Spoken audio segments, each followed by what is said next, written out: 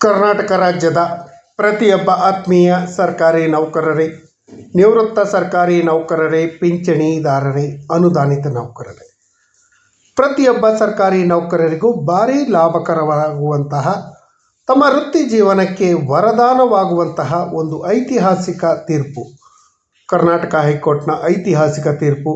ಇದು ಪ್ರತಿಯೊಬ್ಬ ನೌಕರರಿಗೂ ಭಾರಿ ಲಾಭ ಕೊಡುವಂತಹ ಒಂದು ಮಾಹಿತಿ.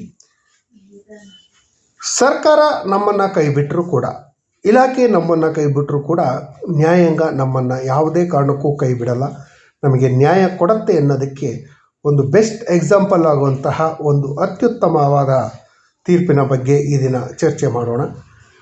ಈ ತೀರ್ಪಿನ ಬಗ್ಗೆ ವಿಶ್ಲೇಷಣೆ ಮಾಡೋದಕ್ಕಿಂತ ಮುಂಚಿತವಾಗಿ ಯಾರೆಲ್ಲ ಈ ಚಾನಲ್ಗೆ ಸಬ್ಸ್ಕ್ರೈಬ್ ಮಾಡ್ಕೊಂಡಿಲ್ಲ, ದಯವಿಟ್ಟು ಈ ಕೆಳಗಡೆ ಕಾಣ್ತಾ ಇರೋಂಥ ಸಬ್ಸ್ಕ್ರೈಬ್ ಬಟನನ್ನು ಒತ್ತಿ, ಬೆಲ್ ಐಕನನ್ನು ಕ್ಲಿಕ್ ಮಾಡಿ, ಆಲ್ ಅಂತ ಮಾಡಿ. ನೀವು ಫೇಸ್ ಮಾಡ್ತಾ ಇರೋಂಥ ಎಲ್ಲ ಪ್ರಾಬ್ಲಮ್ಗಳನ್ನು ಲೀಗಲ್ಲಾಗಿ ಸಾಲ್ವ್ ಮಾಡ್ಕೊಳ್ಳೋಕ್ಕಿರೋಂಥ ಉತ್ತಮ ವೇದಿಕೆಯಾದ ಸರ್ಕಾರಿ ನೌಕರ ಮಿತ್ರ ಯೂಟ್ಯೂಬ್ ಚಾನಲ್ಗೆ ಜಾಯ್ನ್ ಆಗಿ. ಸ್ನೇಹಿತರೆ, ಸರ್ಕಾರಿ ನೌಕರರು ತಾವು ಮಾಡಿರೋ ತಪ್ಪಿಗೋ ಅಥವಾ ಬೇರೆ ಯಾರೋ ಮಾಡುವಂಥ ತಪ್ಪುಗಳನ್ನು ಬೇರೆ ಯಾರ್ದೋ ಸಂಚಿಗೆ ಒಳಗಾಗಿ ಸಮಸ್ಯೆ ಅನುಭವಿಸೋದು ನೋಡಿದ್ದೀರಿ. ಈ ಸಮಸ್ಯೆಗಳಿಗೆ ಪರಿಹಾರವನ್ನು ಕೊಡುವಂಥ ಕೆಲಸವನ್ನು ಕರ್ನಾಟಕ ಹೈಕೋರ್ಟ್ ಮಾಡಿದೆ. ಅದು ಏನು ಅಂತ ನೋಡೋಣ. ಕರ್ನಾಟಕ ಸ್ಟೇಟ್ ಗೌರ್ಮೆಂಟಲ್ಲಿ ವಿವಿಧ ಇಲಾಖೆಗಳಲ್ಲಿ ಕೆಲಸ ಮಾಡ್ತಿರುವಂಥ ಸರ್ಕಾರಿ ನೌಕರರಿಗೆ ವರದಾನವಾಗುವಂತಹ ಒಂದು ಭಾರಿ ಲಾಭಕರವಾದಂಥ ಒಂದು ತೀರ್ಪನ್ನು ಕರ್ನಾಟಕ ಹೈಕೋರ್ಟ್ ನೀಡಿದೆ.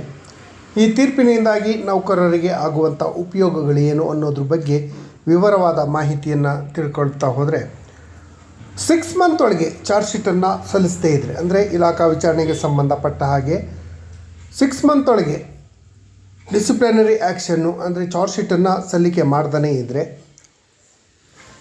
ನೌಕರನ ಅಮಾನತನ್ನು ರದ್ದುಪಡಿಸಿ ಅವನಿಗೆ ಡ್ಯೂಟಿ ಕೊಡಬೇಕು ಅಂತ ಹೇಳಿ ಡಿಪಾರ್ಟ್ಮೆಂಟಲ್ ಎನ್ಕ್ವೈರಿ ವಿಚಾರಕ್ಕೆ ಸಂಬಂಧಪಟ್ಟ ಹಾಗೆ ಕರ್ನಾಟಕ ಹೈಕೋರ್ಟ್ ಒಂದು ಮಹತ್ವದ ತೀರ್ಪನ್ನು ನೀಡಿದೆ.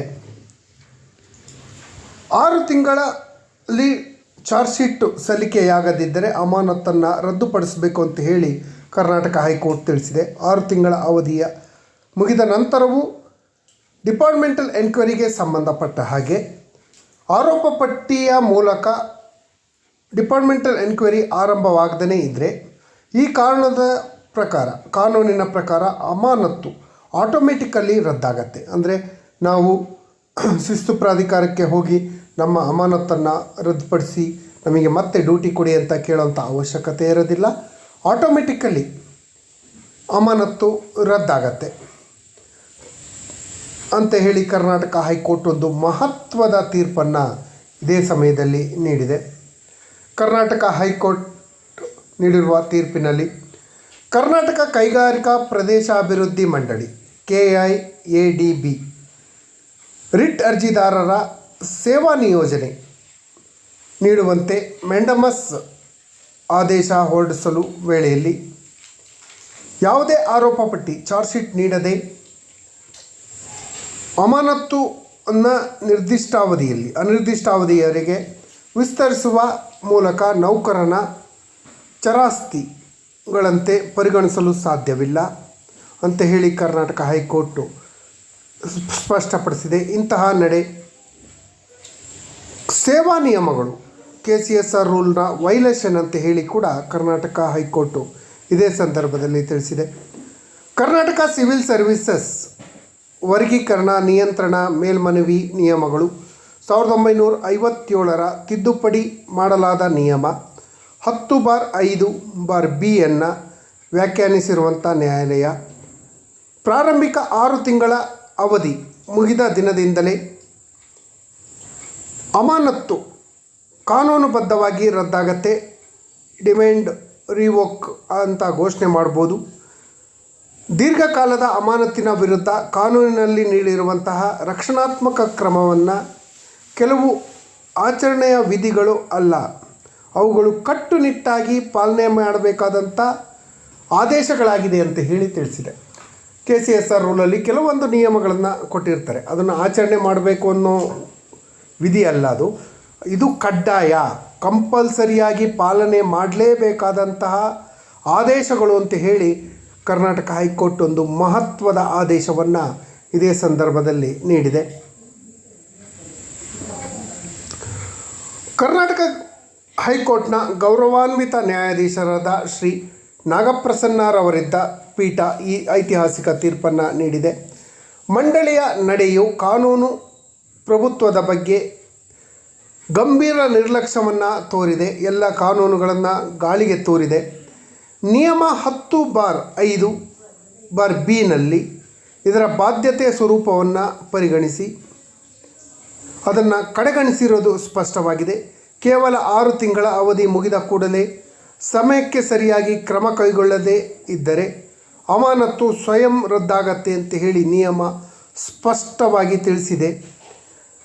ಮಂಡಳಿ ಕೇವಲ ಔಪಚಾರಿಕವಾಗಿ ನೋಡಿದೆ ಬಿಟ್ಟರೆ ಮತ್ತೇನೂ ಮಾಡಿಲ್ಲ. ಮುಂದುವರೆದು ನ್ಯಾಯಾಧೀಶರು ಸಮಕ್ಷಮ ಪ್ರಾಧಿಕಾರವು ತನ್ನ ಅಧಿಕಾರವನ್ನು ಮನಬಂದಂತೆ ಬಳಸುವಂತಿಲ್ಲ. ಏಕಪಕ್ಷೀಯವಾಗಿ ಮನಬಂದಂತೆ ಕಾನೂನಿಗೆ ವಿರುದ್ಧವಾಗಿ ಸಂವಿಧಾನಕ್ಕೆ ವಿರುದ್ಧವಾಗಿ ಮನಬಂದಂತೆ ಬಳಸಲು ಸಾಧ್ಯವಿಲ್ಲ. ನೌಕರನು ತನ್ನ ಚರಾಸ್ತಿಯಂತೆ ಅಥವಾ ಸಂಸ್ಥೆಯ ವೈಯಕ್ತಿಕ ಜಾಗೀರಿನಂತೆ ಪರಿಗಣಿಸಲಿಲ್ಲ. ಯಾವುದೇ ಒಂದು ಸಂಸ್ಥೆಯಲ್ಲಿ ಕೆಲಸ ಮಾಡ್ತಿರುವಂಥ ನೌಕರರು ಅವರ ನಮ್ಮ ಆಸ್ತಿ, ನಾವು ಹೇಳ್ದಂಗೆ ಕೇಳ್ತಾರೆ, ಅವರು ನಮ್ಮ ಗುಲಾಮರು, ನಾವು ಹೇಳ್ದಂಗೆ ಕೇಳ್ತಾರೆ ಅಂತ ಹೇಳಿ ಪರಿಗಣಿಸೋ ಹಾಗೆ ಇಲ್ಲ. ಮಂಡಳಿ ಕಾನೂನಿನ ಶಿಸ್ತುಬದ್ಧವಾಗಿದೆ. ಆದ್ದರಿಂದ ನಿಯಮ 10/5/B ವಿಭಾಗೀಯ ಪೀಠ ನೀಡಿರುವ ಅರ್ಥ ವ್ಯಾಖ್ಯಾನವು ನೌಕರನ ಅಂದರೆ ಅರ್ಜಿದಾರರ ಪ್ರಯೋಜನಕ್ಕೆ ಅನ್ವಯಿಸಬೇಕು, ಅವರಿಗೆ ಬೆನಿಫಿಟ್ ಆಗಬೇಕು ಅಂತ ಹೇಳಿ ಕೂಡ ಇದೇ ಸಂದರ್ಭದಲ್ಲಿ ತಿಳಿಸಿದೆ. ಅರ್ಜಿದಾರರಾದ ಶಂಕರ್ ಯಮನಪ್ಪ ತಳವಾರ್ KIADBಯಲ್ಲಿ ಹಿರಿಯ ಸಹಾಯಕರಾಗಿ ಕೆಲಸ ಮಾಡ್ತಾಯಿದ್ರು. ಹಣಕಾಸು ಅಕ್ರಮದ ಆರೋಪದ ಹಿನ್ನೆಲೆಯಲ್ಲಿ ಅವರನ್ನು ಡಿಸೆಂಬರ್ 19, 2022 ಅಮಾನತುಪಡಿಸಿದರು. 2 ವರ್ಷಕ್ಕಿಂತ ಹೆಚ್ಚು ಕಾಲ ಕಳೆದರೂ ಕೂಡ, ಸಸ್ಪೆನ್ಷನ್ ಆಗಿ 2 ವರ್ಷ ಆದರೂ ಕೂಡ, ಹೆಚ್ಚು ಕಾಲ ಆದರೂ ಕೂಡ ಮಂಡಳಿ ಆರೋಪ ಪಟ್ಟಿಯನ್ನು ಸಲ್ಲಿಸದೆ ಡಿಪಾರ್ಟ್ಮೆಂಟಲ್ ಎನ್ಕ್ವೈರಿಯನ್ನು ಪ್ರಾರಂಭಿಸದೇ ಇರೋದು ಕಂಡುಬಂದಿದೆ. ಅರ್ಜಿದಾರರು 2023 ಜೂನ್ನಲ್ಲಿ ಅಮಾನತು ಆದೇಶ ರದ್ದು ಕೋರಿ ಮನವಿ ಸಲ್ಲಿಸಿದರೂ ಕೂಡ ಯಾವುದೇ ಕ್ರಮ ಕೈಗೊಂಡಿಲ್ಲ, ಹಾಗೆ ಪೆಂಡಿಂಗನ್ನು ಇಟ್ಕೊಂಡಿರೋದು ಕಂಡುಬಂದಿದೆ.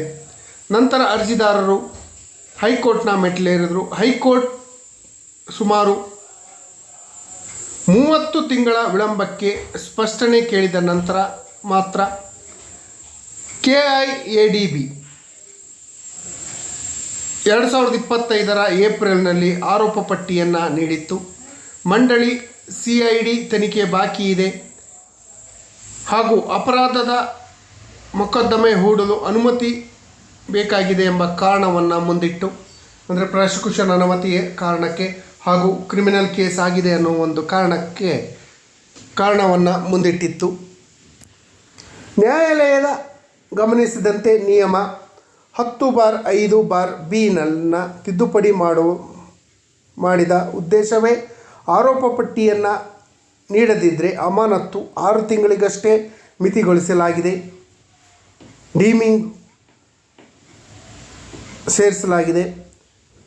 ಆಡಳಿತ ಮಂಡಳಿ ಈ ನಿಯಮವನ್ನು ಕಾನೂನುಬದ್ಧ ಕರ್ತವ್ಯವಾಗಿ ನೋಡದೆ ಕೇವಲ ಔಪಚಾರಿಕವಾಗಿ ಪರಿಗಣಿಸಿದೆ ಅಂತ ಹೇಳಿ ಪೀಠ ಅಭಿಪ್ರಾಯಪಟ್ಟಿದೆ. ಸುಪ್ರೀಂ ಕೋರ್ಟ್ ಹಾಗೂ ನ್ಯಾಯಾಲಯದ ವಿಭಾಗೀಯ ಪೀಠ, ಹೈಕೋರ್ಟ್ನ ವಿಭಾಗೀಯ ಪೀಠಗಳು ಸಂಯೋಜಿತ ಪೀಠಗಳ ತೀರ್ಪುಗಳ ಅನ್ವಯವಾಗಿ ಪರಿಗಣಿಸಿದಾಗ ಅರ್ಜಿದಾರರ ಅಮಾನತ್ತು ಇನ್ನೂ ಮುಂದುವರಿಸಲು ಅವಕಾಶ ಇಲ್ಲ, ಅದು ಕಡ್ಡಾಯವಾಗಿ ರದ್ದಾಗಬೇಕು ಅಂತ ಹೇಳಿ ಅನಿವಾರ್ಯವಾಗಿ ಈ ತೀರ್ಮಾನಕ್ಕೆ ಬರಬೇಕಾಗಿದೆ ಅಂತ ಹೇಳಿ ಕೂಡ ನ್ಯಾಯಾಲಯ ಸ್ಪಷ್ಟವಾಗಿ ತಿಳಿಸಿದೆ. ಹೀಗಾಗಿ ಅರ್ಜಿದಾರರ ಅರ್ಜಿಯನ್ನು ಕರ್ನಾಟಕ ಹೈಕೋರ್ಟ್ ಪುರಸ್ಕರಿಸಿದೆ. ಪ್ರಾರಂಭಿಕ 6 ತಿಂಗಳ ಅವಧಿ ಮುಗಿದ ದಿನದಿಂದಲೇ ಅಮಾನತ್ತು ರದ್ದಾಗಬೇಕು. ಅಂದರೆ 2 ಇಯರ್ಸಿಂದ ಅವರನ್ನು ರದ್ದುಪಡಿಸಿದ್ರಲ್ಲ, ಅಮಾನತು ಪಡಿಸಿದ್ರಲ್ಲ, ಆ ಅಮಾನತ್ತು ಆದೇಶವನ್ನು ರದ್ದುಪಡಿಸಿ 6 ಮಂತ್ ಆಗ್ತಿದ್ದಂಗೆ ಅವರನ್ನು ಡ್ಯೂಟಿ ಅಂತ ಪರಿಗಣಿಸಬೇಕು ಅಂತ ಹೇಳಿ ಕೂಡ ತಿಳಿಸಿದೆ. ಆ ದಿನಾಂಕದಿಂದಲೇ ಅರ್ಜಿದಾರರಿಗೆ ಎಲ್ಲ ಅನುಕ್ರಮ ಸೇವಾ ಸೌಲಭ್ಯಗಳನ್ನು ಕೊಡಬೇಕು. ಅವರಿಗೆ ಇಂಕ್ರಿಮೆಂಟಿಂದ ಹಿಡ್ಕೊಂಡು ಆರ್ಥಿಕ ಸೌಲಭ್ಯಗಳು ಸೇರಿದಂತೆ ಎಲ್ಲವನ್ನು ಬಾಕಿ ಇರುವಂಥ ಸಂಬಳವನ್ನು ಕೂಡ ಕೊಡಬೇಕು ಅಂತ ಹೇಳಿ ಹೈಕೋರ್ಟ್ ಐತಿಹಾಸಿಕ ತೀರ್ಪನ್ನು ನೀಡಿದೆ.